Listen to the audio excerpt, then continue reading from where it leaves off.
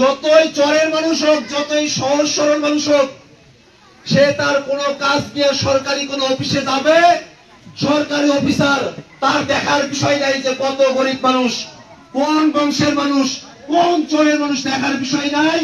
সরকারি অফিসে যাওয়া মাত্র সেই মানুষটা যে সমস্যা নিয়ে যাবে, সরকারি অফিসার সাথে সাথে সেই সমস্যার সমাধান করে দেবে। এই বাংলাদেশ চাই তো আমরা, এই বাংলাদেশের জন্য আমরা কাজ করতেছি ইনশাআল্লাহ। আরো শোনো বিষয়টা কি, গরিব মানুষের অনেক অসুখ বিসুখ হয়, সরকার অনেকগুলো হাসপাতাল মানে দিচ্ছে, ঢাকায়, রংপুরেও আছে। কোনোটাতে বা ক্যান্সারের চিকিৎসা হয়, কোনোটাতে বা হাড় গোড় ভাঙ্গি গেলে সেই চিকিৎসাটা হয়, কোনোটাতে বা হার্টের চিকিৎসা হয়, চোখের চিকিৎসা হয়। তো গরিব মানুষের জন্যই তো সরকারি হাসপাতালগুলো বানাইতেছে, তাই না? কিন্তু আমাদের এতক্ষণ যদি কাজে অসুস্থ হয় তা আমরা খুব টেনশনে পড়ে যাই।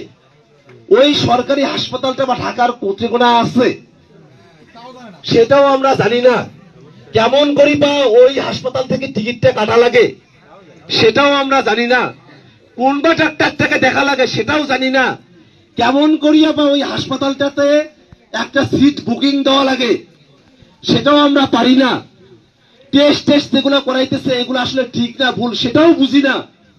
মাঝখান থাকিয়া কোথায় থেকে একটা দালাল আইসে, ওই দালালটা আসিয়া কি একগুলা ভুলভাল বুঝিয়া আর এক জায়গায় নিয়ে গিয়া এমনি এমনি একগুলা টেস্ট করিয়া পকেটের যে করে টাকা নিয়ে গেছিল, সব শেষ। গরিব মানুষ গেছে, তার চিকিৎসাও হয় নাই, টাকাগুলাও সব দালালে নিয়ে গেছে। এই সমস্যা আছে না? এই সমস্যা থেকে কিন্তু আমাদের মুক্তি দরকার আছে। আমরা হয়তো 1 বছরে 2 বছরে 5 বছরে গোটা দেশটা যদি ঠিকতে হয়, এত কিছু জিনিস আমরা ঠিক করতে পারবো না। কিন্তু আমাদের পীরগাছা কাউনিয়ার মানুষেরা যদি সরকারি হাসপাতালে গিয়ে আর সরকারি অফিসে গিয়ে তারা যদি পেরেশানি মুক্ত ভাবে, দালাল মুক্ত ভাবে তারা যদি তাদের চিকিৎসার সেবাটা যদি পায়, তাহলে আমাদের জন্য ভালো হবে না? এরকম একটা পরিকল্পনা দরকার আছে না?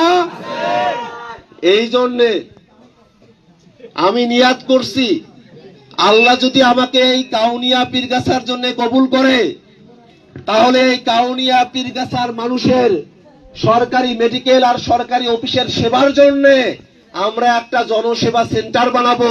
ওই সেন্টারে বিশ্ববিদ্যালয় থেকে পড়িয়ে আসা মেধাবী শিক্ষার্থীরা কাজ করবে, চাকরি করবে। সেখানে আপনারা আপনাদের সরকারি মেডিকেল আর সরকারি অফিসের সমস্যা নিয়ে তাদের কাছে যাবেন, তারা আপনাদেরকে সঠিক পরামর্শ দেবে। কোন দালালের খপ্পরে পড়ে আমাদেরকে আর কষ্ট করতে হবে না। দরকার আছে না আমাদের এটা? কাজটা কিন্তু খুবই সহজ, খালি উদ্যোগটা নেওয়া দরকার।